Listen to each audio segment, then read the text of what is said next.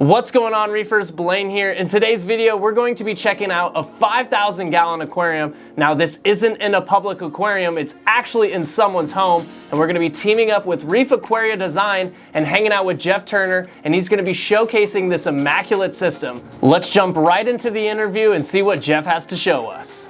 So today we're gonna see a little fishbowl that I was dreaming about many, many years ago, and I'm gonna show you something really special. Let's go take a look. Let's check it out. So this little fishbowl, oh my goodness, is about 5,000 gallons.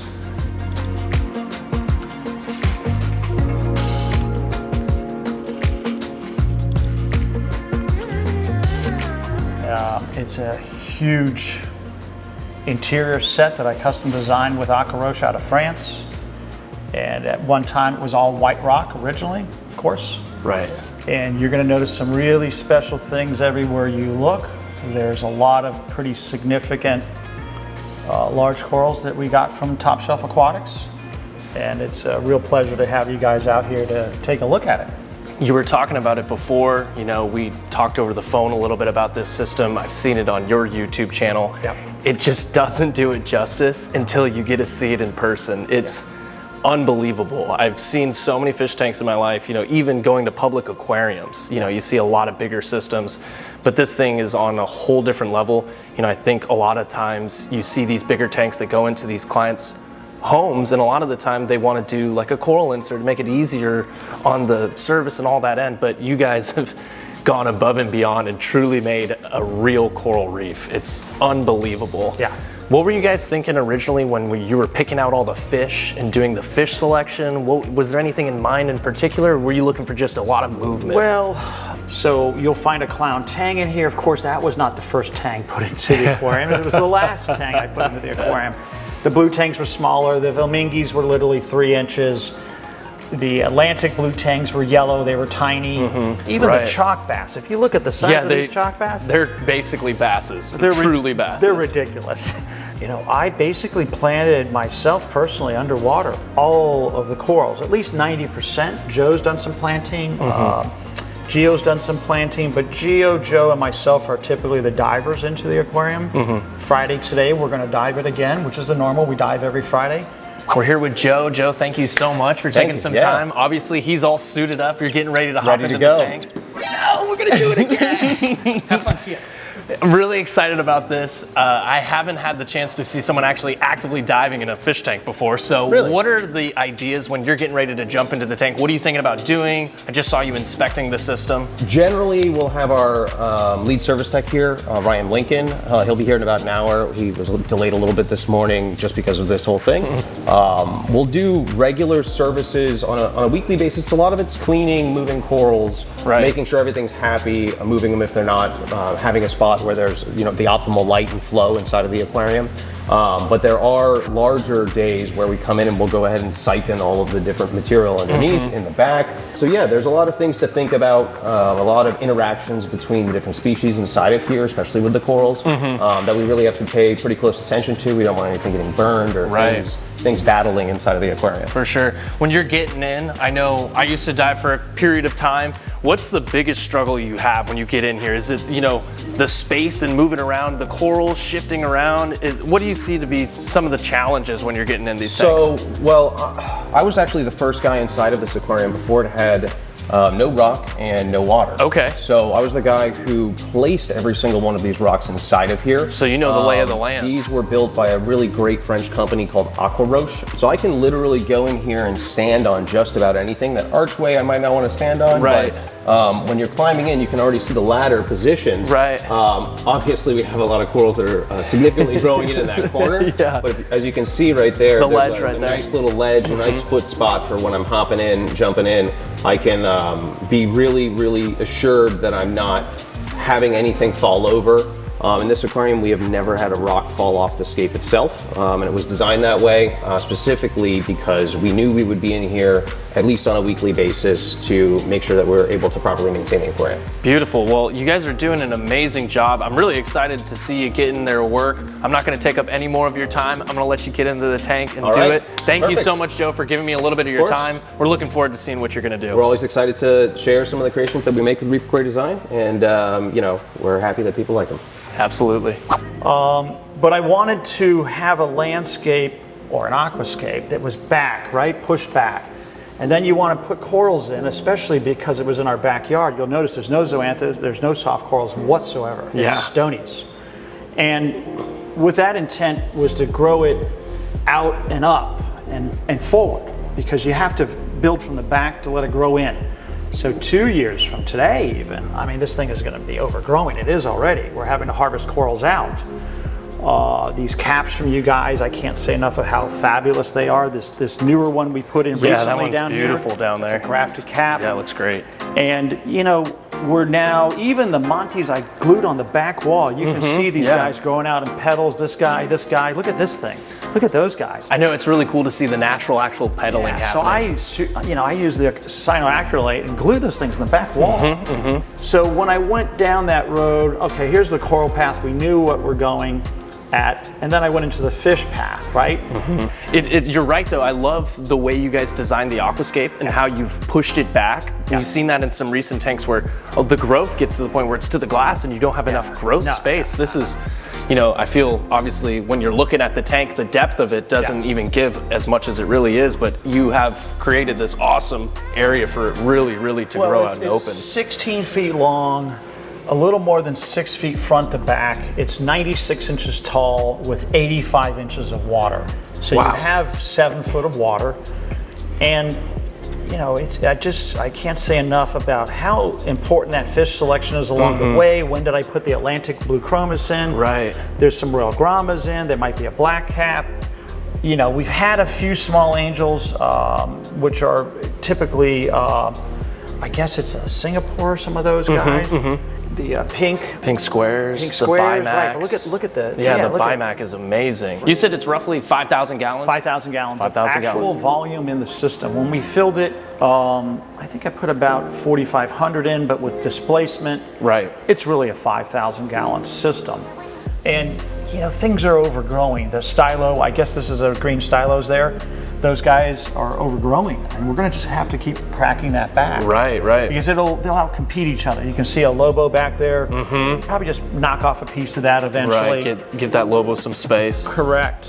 Yeah, it's bonsaiing in a way, right? You're constantly manicuring this tank and making sure that everything can stay consistent with one another, live and coexist. But yeah, it's immaculate. You've done an amazing job. So do you want to see some filtration? I would love to. Let's check out the filtration. I'm gonna open up one side first. So let's go in here. So behind the secret door, well, you notice you can't hear anything. Right, it's silent. Silent. It's silent.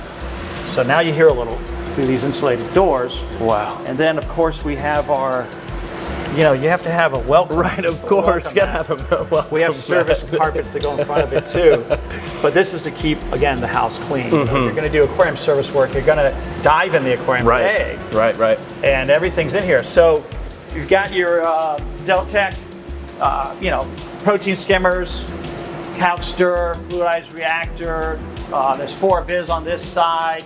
You got your controls for the Abyss, the controls for the Deltec, your big RO system, a Del Ozone. You have your Neptune with all of the meters. I have a Neptune board here, the Apex board. I can see everything that's going on with the system. You got your HM meters for your DI and your RO. You have to maintain that on a regular basis. So this pipe here is the big 6-inch. That connects to this poly sump that was put in obviously before the FRP structural, which is where our water tanks are upstairs. Oh, okay. And then our ladder to get up and into the aquarium. So this side is connected to the other side. Let's go take a look over there. And then this one gives you a better idea. Here's our regular service carpet, but there's your 6-inch pipe with a massive bulkhead. That is massive. Right, connecting those together, that was a challenge. For sure. When I did that first, we water tested them, let them run. But those are there for life. You can't get these out. That was all put in before the millwork. But this sump has your Deltec, you know, fluidized calcium reactor. This unit is wonderful. There's 4 clear water scrubbers up there. We're using the dose system to dose through the Deltec reactor accordingly to how Ryan and Gio have it programmed. And you get in here, and I mean, there's just the, it's tight management. There's some room lights in there. For sure. There's 2 water-cooled chillers set on different thermostats. You've got both thermostats up there. One's at probably 77 and one's at 79 or 80, just in case one failed. We have backup. Yep. So we never go above 80. Your 200-watt UV is up there. We change that every 6 months. And this is a great little, Jeff is my floss roll. I love this thing. love that too. That's fantastic. That's so smart. That. So we have it, so when you want to do your changes with your floss, Right. again, we're dosing some additives, some DSR, some Reef Essential stuff that we have from our office. This whole intricate thing is a real conundrum of thought. Yeah, I love the redundancy. That's something I really, really like. I've always been someone that loves redundancy in a system, but obviously here on a grander scale, you have some amazing redundancy set up. You said you have the 4 clear water scrubber, algae scrubbers. Are you liking having those on the tank? Are you enjoying them? Do you think they're helping? I think they help with reducing phosphates and absorbing organics, but they're in their own retention boxes that can drain back into the sump. Oh, beautiful. So the last thing we want is 4-letter words, leak and drip, typically followed by other 4-letter words. Right. So we avoid those situations. So let me show you upstairs. Yeah, please. Because that is a challenge. Again, this is not accidental, right? No. So let's go up here. I have the lights on and we'll take a look at it. Sounds good.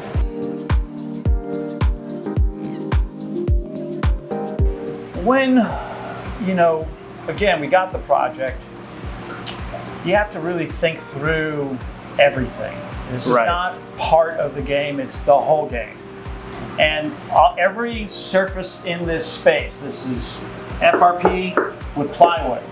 I can mount anywhere in the space. The only place I can't mount is the ceiling much, but I was never intent on mounting anything from the surface. We have these great lifts. I'll show you this one here. So we got all the rock up into the unit. Nice. All the salt up here, anything we want.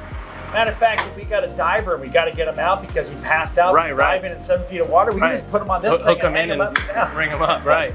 So this whole light system, there's 20 Radeon Gen 6s.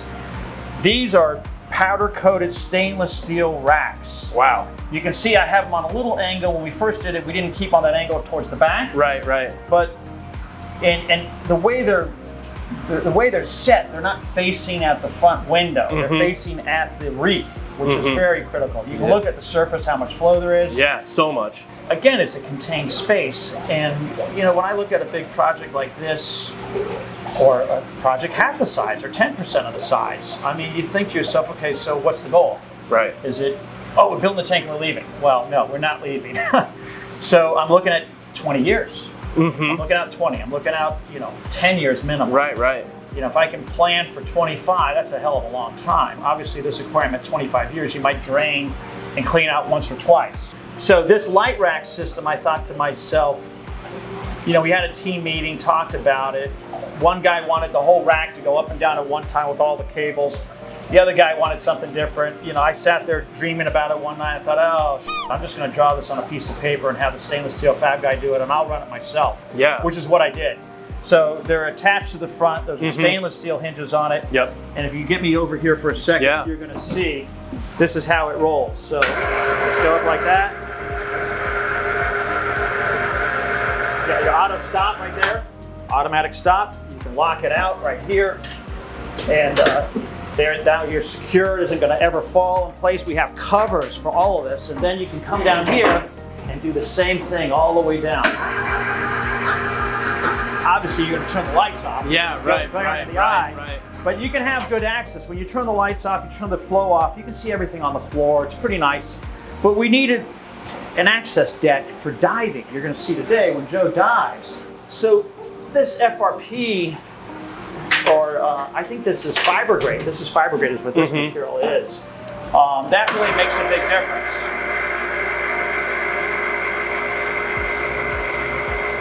Makes a little noise, but who cares? I dove for a long time, and I would have to say, if I were having to do service on this tank, it's set up immaculately. Kind of perfect setup you would want if you're diving into any system. I love what you guys have done. Well, the ability to kind of get anywhere in this top area is really, really nice. Well, yeah, so even this big FRP box with I believe the front window is 3.5 or 4 inches. Acrylic. Water Dog built the box. We designed it. But even the FRP I-beams that go across, they're pre-drilled for the 2-inch surface returns, right? Right. You got 4 2-inch surface returns coming from this one. You got 2 2-inch surface returns on that end. You got 4 sea swirls here, rolling those 2-inch returns from the Abyss. I think they're 400s, right? They're Abyss 400s down there. So we're pushing a lot of water with 6 Abyss 400s just on surface returns through the sumps. The volume, I can't do the math on that the second. We did that at the beginning. I like on the piping too, you have all the arrows showing where the flow's headed. That's a really nice little Right, addition. even cord management, right? Up and over and to the drivers. Right. There's no cords, there's no mess. And again, this stuff is stainless steel. Dude. This thing is not going anywhere. Right, It's gonna last a lifetime. There's no, you'll notice there's no rust. It's 2.5 years. It's all gonna last. Oh yeah, for sure. So we can come back here 2 years from now and do this again. Yes, absolutely. And you'll see how, intense it is at that time. So again, it's kind of a dream come true for us after all these years of building significant reef aquariums to have one in my backyard. For sure. And you've had so many years of service and time under your belt. I think you have gotten the opportunity to really grab those little tiny tips and snippets that you really love and to kind of compile them into this project child that we have here. It's amazing. You can tell that there's so much thought into each and every little section. I would call it absurdly ridiculous. So back over here, some more fiber grade decks there and some hardboard, right? You just got your regular MDF hardboard. Those decks, believe it or not, when you pull the lights all up, you can go drop the first deck and put a deck down here. Then you go to the next deck and put a deck down there and a next deck and a deck down there. And then you'll take the hardboard, put the hardboard on top of it. Now you've sealed the entire aquarium from having to screw down. So if we wanted, maybe 5 years from now, we might need to replace the lights. This technology is going to change. Right. So we're replacing all the lights. Well, last thing we want to do is start dropping metal in the tank. Right. So I can deck out the whole aquarium and, replace all the lights if I had to, without dropping anything in the aquarium. But that's forward thinking. For sure. Beyond just, we're finished. The job's never finished. Right. There's a little handrail here for the way to go down. You've got your water change tanks back here. There's they're 165s.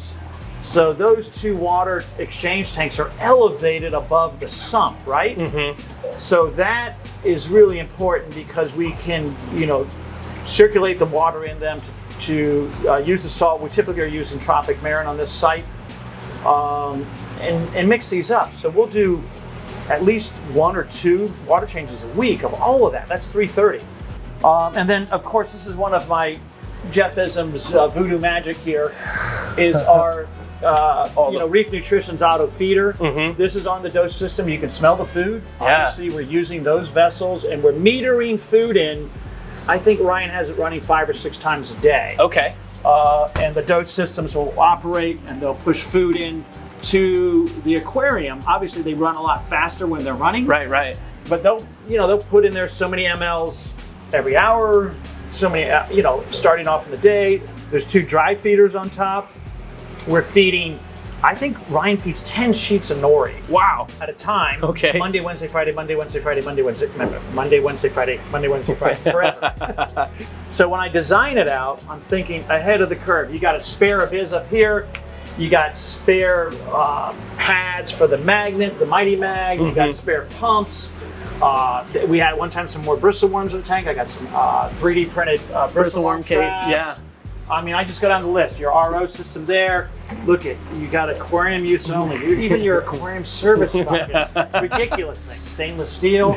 This is a funny one. This little bracket here, stainless steel powder coated. It's stainless steel. Right. I don't remember. It was like $500 or $700 just to buy it. That's myself. That's ridiculous. But it serves a purpose. It's stainless steel. Absolutely. It's not going to degrade. And then, you know, switches for the water tank systems, the flow versus plugging in, plugging out, just a switch. Basic stuff. But a lot of times it's an overlook. But you can tell. I mean, we have, what, 300 at 7-8 pounds a gallon. Right, a lot of poundage. 2,400 pounds. You got 3,000 pounds sitting up here right now. Right. It's no big deal. So this fiber grade is engineered to hold this weight load. Our dive ladder here, so when Joe goes in today, you'll see him diving with the dive ladder. It's what I would call organized chaos. Yeah, for sure. This is what I've seen at public aquariums and behind the scenes. Same style of, you know, setup. I love it. Every single little detail is amazing. A little ventilation, right? So right. Out of the space, we're pulling about, I think it's 160 CFMs continuously of fresh air. So that is exhausting through the roof. But we have fresh air exchange from the front of the aquarium through these louvers here. So that air is pulling high and fresh air exchange from the house. Okay. When we first put the aquarium together, we had the white aqua roche rock in here. Joe did a great job putting that together from the schematics provided by Aqua Roche out of France. And I put some live rock in. We picked through the live rock. You know, it was cured live rock from the Keys. I still ended up with a few bristleworms. Yeah, so some people might think, oh, well, why would you put live rock in? Well, I'm going to tell you the coralline, the biology, live rock is, to me, from the years of doing this, is a super important thing. For sure. As long as it's live. Right. You can't send me boat rock from Fiji for a month and tell me it's live. It's been sitting dry for a while. There's bacteria on it. That's BS. So that's, you know, we've had a couple critters here or there, but beyond that, I think we're clear of critters now. So let's go see some more fish. Sounds good.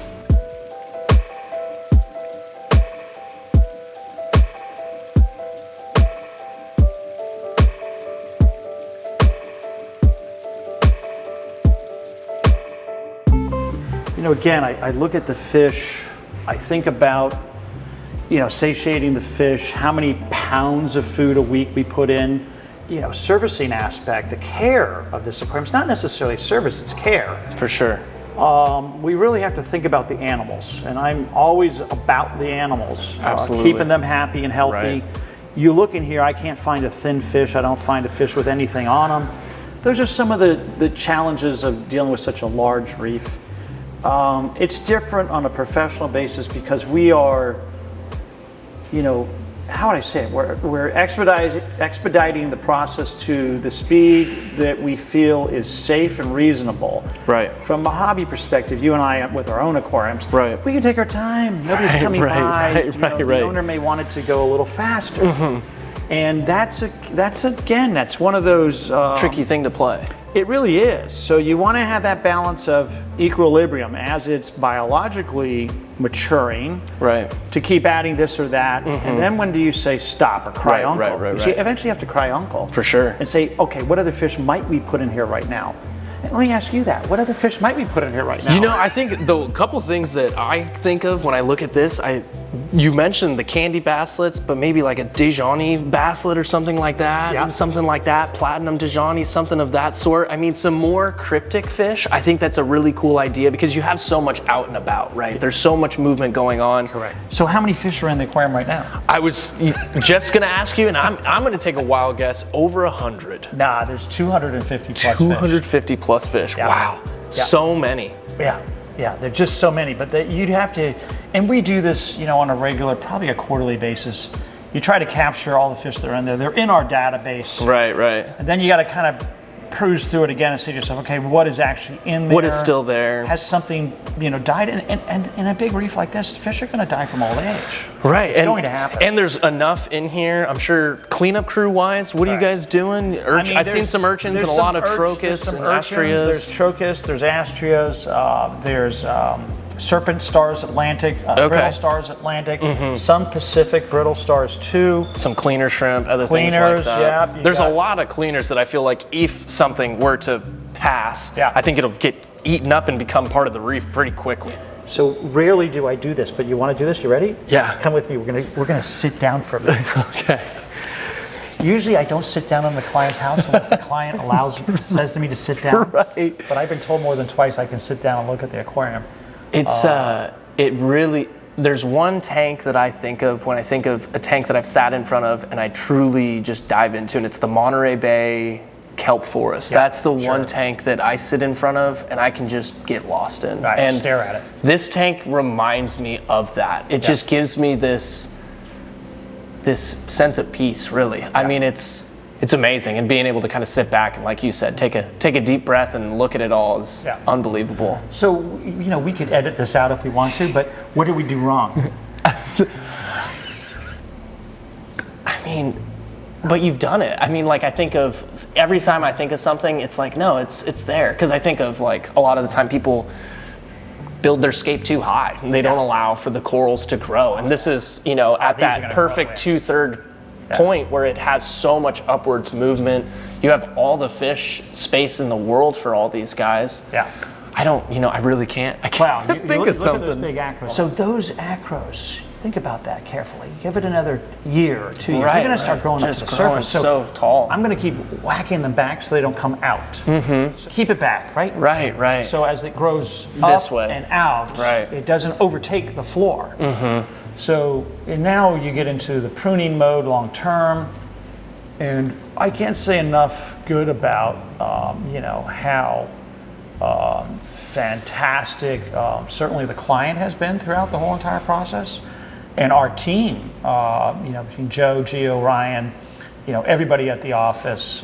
You know, it takes a lot of support. For sure. For so many moving parts. Yeah, for we this. have a portfolio of aquariums that are pretty much unequaled across the country here in South Florida, and I think to myself, so really it takes, you know, the culture of the team, right? Yeah, like you guys for have sure. a TSA, Right. You know, it's a group of people like-minded trying to do the right thing, Right. And once you do the right thing, the rest of it is pretty easy, but it is a lot of work. You can see the passion really shining through. You know, I think that's one thing I love when I go to work at TSA. I walk into the farm, and the passion of Taras and Evan, Ben, all these guys that are just so passionate about what they do and what they're able to do every single day working with these animals. People tend to forget these corals are animals. I mean, they're living, breathing things. You know, things we have to take true consideration into when we're getting them into a tank. But it shines through. The passion really does. Even with me, you know, after all the years of doing what I've been doing, you know, I've seen everything come and go. I started ORA from the very beginning. I understand corals and coral farming. I've been to many coral farms all around the world. And, you know, even going into TSA, and I think to myself, you know, this place has got its act together, man. It's really super nice. And, you know, the team there, you know, with Kevin as the lead really in the aquaculture and all of your guys. Right.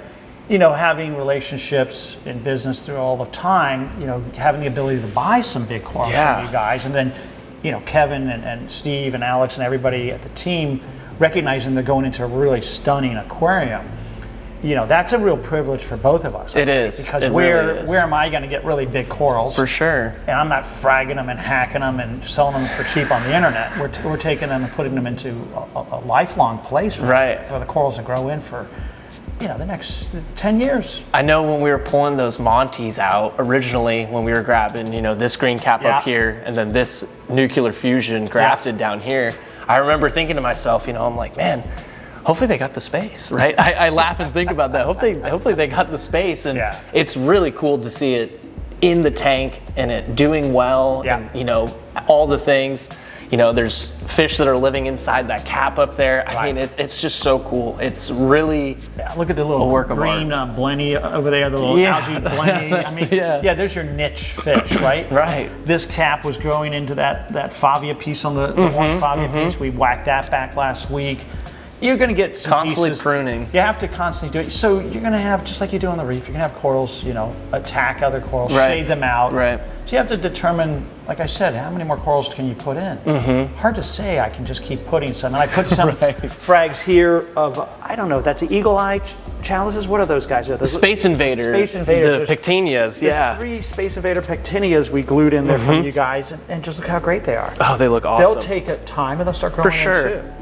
Yeah, you rarely do I sit down, but it's relaxing. It is. It's. I'm sure for you especially, being able to sit down, take a deep breath, and look at it. And you know, like you said, 2.5 years now, right? I mean, being able to watch the entire process from start to finish is it's a blessing, really. I mean, it's such a cool thing to be able to watch develop. I mean, seeing something, you know, I'm sure you saw the house even in its early stages, right? You've seen the early stages of the home. And that's what I love with, you know, working with a lot of these clients is, you know, you become a part of their family, right? Like this is, they are, you know, depending on you guys to continue doing the amazing things you do. And you're just a part of this family's home and their lifestyle now. You figure you come home, you know, if this was your house, you come home at, you know, whenever you come home, 6 o'clock or sunset's going, you sit down for a minute, you know, maybe you get a glass of wine or something, and you say, wow, look at this. You know, it's dark outside. All the lights are off in the house, maybe the fireplace is running, and wow, you just look at this aquarium, you laugh. Think to yourself, well, how is this possible? I see the TV, right? There's the TV right behind us. I'd never turn it on. I would never turn it on. I just would never see it happen. Once again, Jeff, thank you so much for bringing us over here. It's been an absolute pleasure. Coming down south, I've really been looking forward to this, you know, since last, you know, a couple weeks ago when we met finally. I've been watching your YouTube channel. I followed you for a long time, and the work you do is amazing. You know, we do amazing work at Top Shelf Aquatics. Sometimes, you know, it's on a even grander scale than we could even get towards. So it's amazing to be able to see these things in person. I just want to say thank you again so much for allowing me to come down, visit this home. You know, thank you to the client for allowing us to step in and film this. It's been my pleasure to be able to share it, put it onto our YouTube channel. Thank you so much again. It's been so fun. Give it 2.5 more years. For sure. And we'll come back and Let's do it again, again. and it's going to be an overgrown Let's plan on that. box of coral. 2 years. Calcium carbonate. Right, 2 years from now, we'll come back again. If you guys haven't had the chance to see Reef Aquaria Design's YouTube channel, their social media, be sure to check them out. I'll link everything down below. You guys will love their channel. Jeff does an amazing job with it. It's been so fun. If you guys enjoyed this video, be sure to like, subscribe, and hit the bell notification so you don't miss out on any future uploads. Don't forget it. Send your questions. Send your questions and drop a comment. Thanks, Jeff. Okay.